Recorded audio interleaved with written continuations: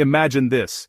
You're deep in a frozen Eastern European forest, 1943, snow falls thick, clinging to black pines. You're a partisan, hungry, exhausted, and freezing. All you want is a fire, a little warmth, a hot meal. But here, a fire is a death sentence. Enemy patrols move silently, searching for any sign of life. Even a wisp of smoke is a beacon screaming your location. One mistake, one puff of smoke, and you're found. So you shiver in the dark, clutching cold food, survival hanging by a thread.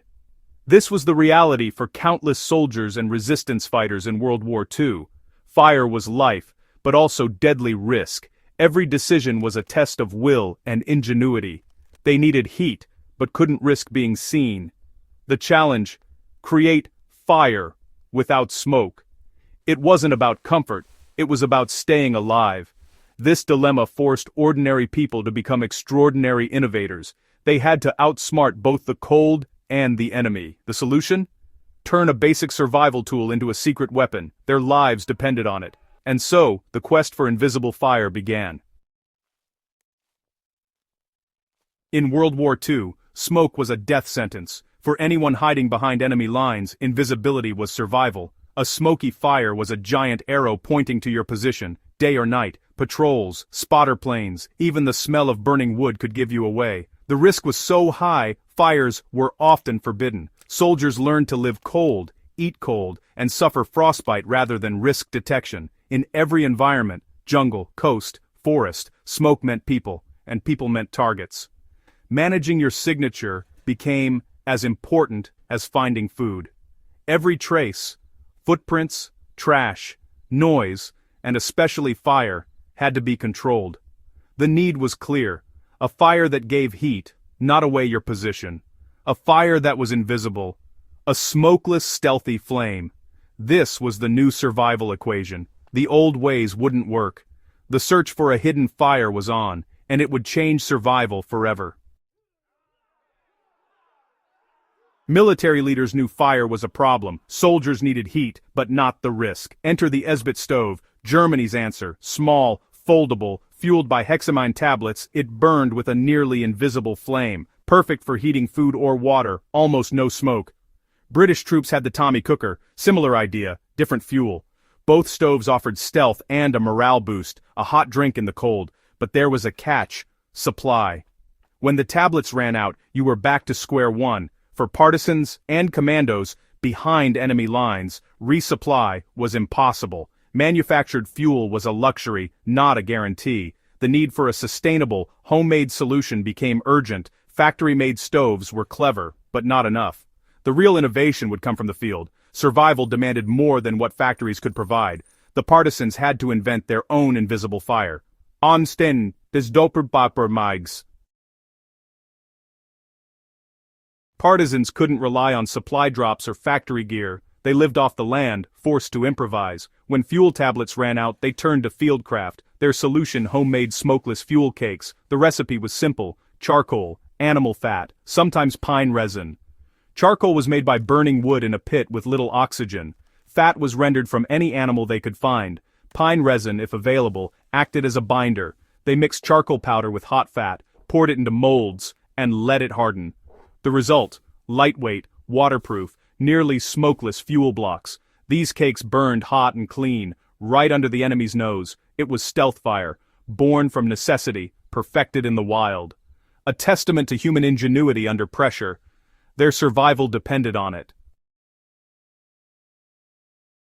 Why did these cakes burn without smoke? The secret was in the ingredients. Wood fires smoke because of water, sap, and volatile compounds. Charcoal, made by pre-burning wood, is almost pure carbon, burns hot and clean. Animal fat is energy-dense, acting like candle wax.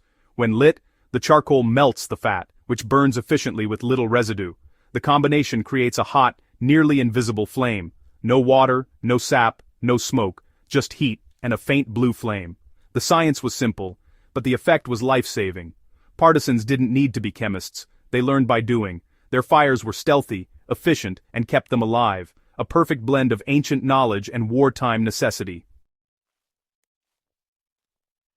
Making these fuel cakes was a vital survival skill. First, make charcoal burn dry hardwood in a pit, cover to limit oxygen, let it smolder, then crush into powder. Next, render animal fat. Heat it slowly until it melts, skim off solids, mix charcoal powder into hot fat, about half and half, until you get a thick paste.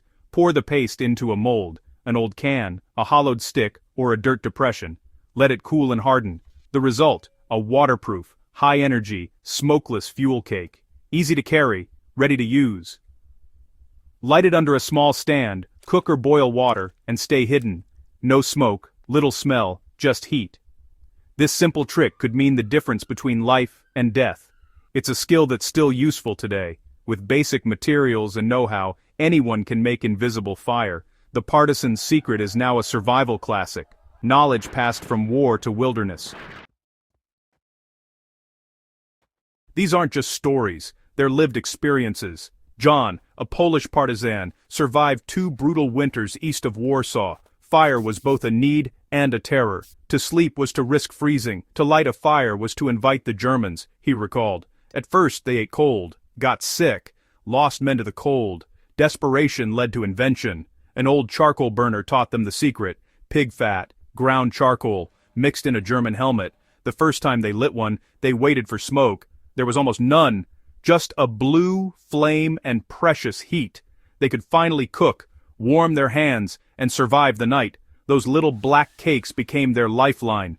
The Germans had tanks, we had the forest and our secret fires. Every hot meal was a victory, every warm morning, a triumph. The smokeless fire was more than survival, it was hope. It kept them alive and kept their spirit unbroken.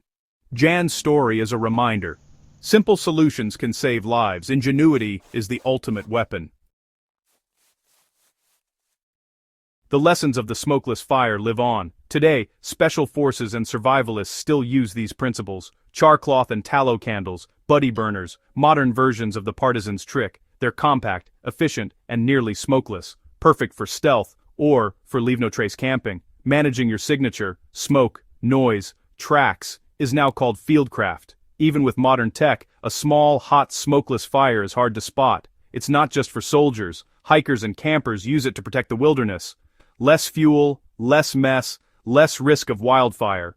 The old knowledge is still the best. Adapt, innovate, move quietly. That's the survivalist's creed.